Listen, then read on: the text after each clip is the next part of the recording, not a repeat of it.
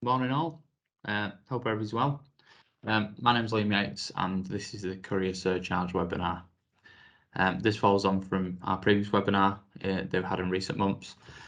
When shipping your goods into Europe using DDP, DDU or ISS, that's still available on the Parcel YouTube channel. So if that also is of particular fancy to yourselves, please have a look at that as well, because some really good information on there in terms of how to ship into the EU.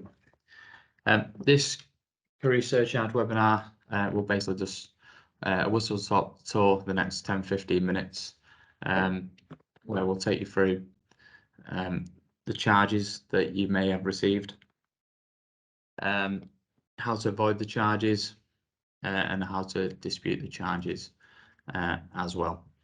So I'll just quickly run through. It's probably worth touching on the parcel journey. So from when you buy the label and the product on the Parcels to Go website, you have you get the label at the end of the journey. You attach that label to your parcel, and you can either have it dropped off or collected from your home or business. During that process, once the courier is collected, it will go into the hub, one of the courier hubs, and that parcel is then scanned through its barcode, and that details the weight and dimensions of that parcel. So this is when you potentially may get a charge if your dimensions or your weight is not what the carrier has on record versus what you put during the booking process. So I'll just run through that quickly.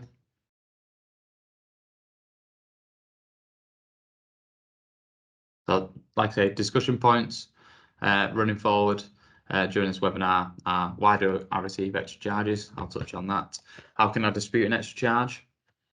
And how can I avoid receiving extra charges in the future? Then we've just got some question and answers that you've sent in through the marketing email that we sent out recently. So why am I receiving an extra charge? The most common reason why you'd receive an extra charge is because the weight and dimensions that the carrier has on record, and when this goes through the hub, the process that I just spoke about, is different to what the customer, so yourselves, have entered during the booking journey. So as an example, if you've entered a 1 kg parcel and actually it's a 3 kg parcel, then the carrier will bill Parcel to Go for that, and we have to pass that cost on, unfortunately. But so, like I said, the weight and dimensions are recorded automatically during transit through the process that I've just talked through. There are other charges, so they're not just weight and dimension charges. There are some packaging charges in there as well, and we do make that clear on the website during the booking process. The two that stand out are Parcel Force and UPS, who require you to put your package your item in a cardboard box, and we do make that clear at the bottom here.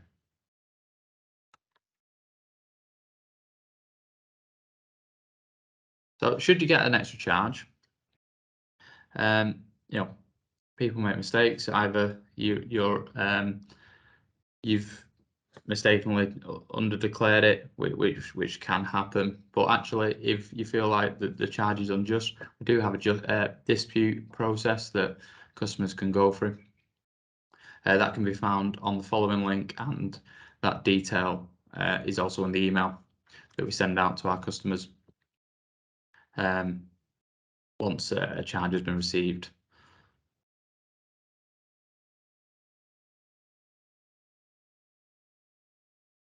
So in terms of the dispute process, the best evidence that you can provide is the actual item itself, if you've got any pictures. So although obviously nobody expects to receive a charge, if you are an SME customer, for instance, who constantly sends the same item,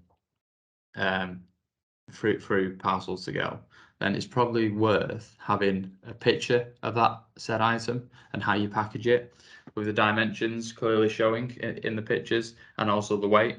So should you get a charge and you feel that that's incorrect, you can go through our dispute process, make the comment in the comment box that you send the same item all the time.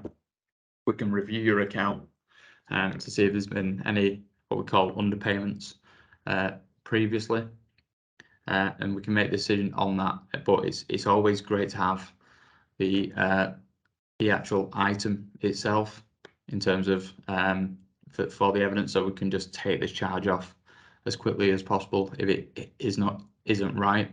So that's some advice for some SME customers who potentially send the same item all the time. Just have that available, and we can act quite quickly on that. If you're a normal consumer who sends one parcel a year, then I would actually advise to do the same. So if you're shipping a parcel to your grandma, granddad, mum or dad, just when you're taking the dimensions by a ruler, tape measure, etc., just take a quick picture. You've got that then before you send it. So if there's any issues thereafter, if you do get an extra charge, then it can be disputed. Once the charge has gone into this process here, then our team will take a look and they'll come back to yourselves within 72 hours. If it's a clear error, which we'll hold our hands up, can happen. So if you may get two items on the conveyor belt, one of them being yours and one of them being somebody else's, and that can distort the packaging and also the weight if they're on top of each other. So that can happen. It doesn't happen a lot, but I'd be naive to say that it doesn't happen totally. So if that has happened, you know, we can liaise with the courier and get this charge written off. We do write off charges in some instances. So we appreciate that, you know, mistakes can happen if you're, for instance, if you've taken the measurements in inches and then place their measurements into our website. We only take centimeters, so that would be wrong. That has happened before, and then an extra charge has occurred because the dimensions are incorrect. So charging reasons by courier. This is just one of the examples that you can see from the previous link. So these are UPS and Parcel Force reasons. So these are widely available on the website, and basically tells you your do's and don'ts when it comes to packaging your item, and not to exceed certain dimensions as well. So that's always worth a look through. So before you dispute the charge, just have a quick look through our surcharge list, and if the reason why you have been charged falls into one of these, then of course you can still dispute, but it's probably worth just checking this as a soundboard prior to doing that. So how can you avoid extra charges? I'm not giving any trade secrets away here, unfortunately. It is as simple as to ensure that your parcel is packaged properly and also has the right weight and dimensions. So there's a couple of things that you can use. Obviously, use a tape measure or ruler for the dimensions. And actually, this time of year, if anybody's anything like me, you'll be constantly on the scales, trying to lose a bit of weight before your holidays. You can actually use the scales to weigh your parcel as well. Or if you are going on holiday and you've got a luggage weight where you can just strap around your luggage, you can do that with a parcel as well. Really easy to do. It'll give you an accurate reading on there as well. If you don't have industrial scales, which I don't know about anybody else, I don't have them at home. Alternatively, you can use your smartphone, where you do have an inbuilt app on most smartphones now, where you do have a measuring app where you can just ultimately measure your parcel. You can, and going back to what I said previously, if you click, if you take a screenshot there as well, so you have that evidence should you need it. Most of the time, 90%, 99% of the time, you are not going to need to take a screenshot. But actually, if you do have it, great. You can delete it after that parcel's been delivered, or certainly after a couple of weeks after the parcel has been delivered. Then you don't need that evidence because the parcel's obviously been delivered. Ensure where a courier requires the item to be packaged. So again, just going through the list that I had before, that is available by carrier. So if it does say put it in a cardboard box, please put it in a cardboard box. Don't use a jiffy bag, because ultimately there will be a further charge on there. So question and answers. Do parcels to go receive the extra charge from the courier? So all that parcels go are passing on is from the couriers themselves. Parcels go don't make up these charges, which I saw online recently. We do not make these charges up. These are directly from the carriers themselves. So yeah, all of the charges that we pass on to our customers are from the couriers.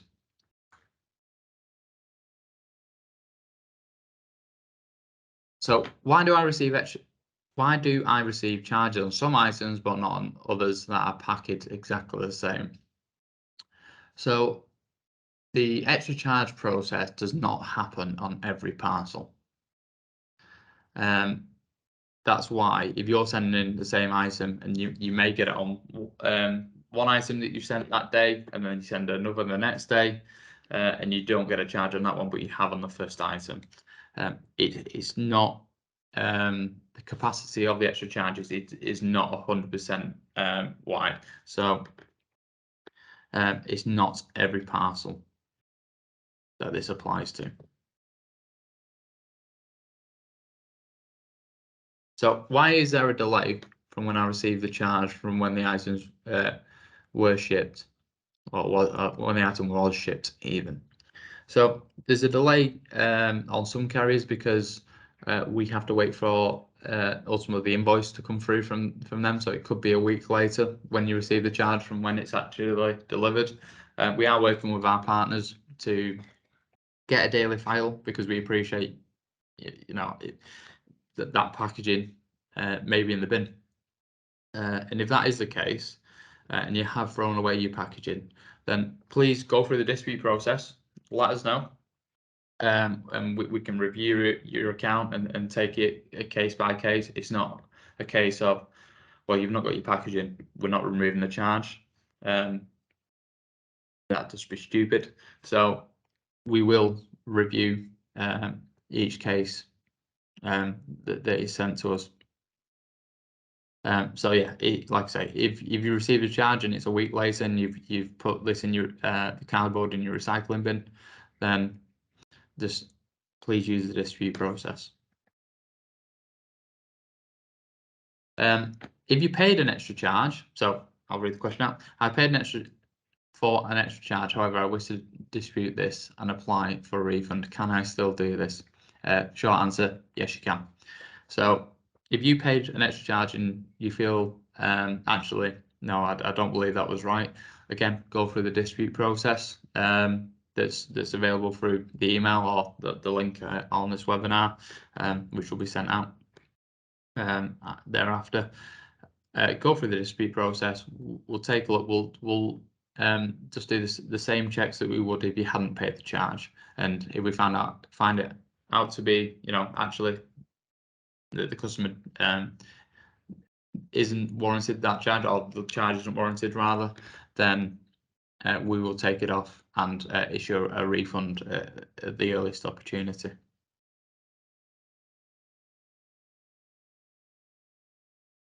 So I mentioned cardboard boxes a lot. So are Parcel to Go able to provide me with cardboard boxes for my items? Not at this present time, we're not, unfortunately. But we are working to have that on our website in the near future for our customers to use, because as you can appreciate, a lot of the carriers are strict on the cardboard box policy. So we're working with a partner at the moment to get this on the website so you can purchase cardboard boxes, which is also fun, as you can imagine. Thank you for sticking with me during this webinar. I appreciate it's not the most riveting topic to talk about when it comes to extra charges and packaging. If you've got any questions, please forward it over to webinar@parceltogo.com. We will be doing some other webinars, I'm sure, in the near future. If there's a topic that you feel we should talk about, as in Parcels to Go, whether it's me or one of my colleagues, then we will do, whether that's through a webinar or we send out weekly videos or monthly videos on certain topics. So please reach out. If you've got any questions about this one as well, again, I'm available and they'll come through to myself. Thank you very much.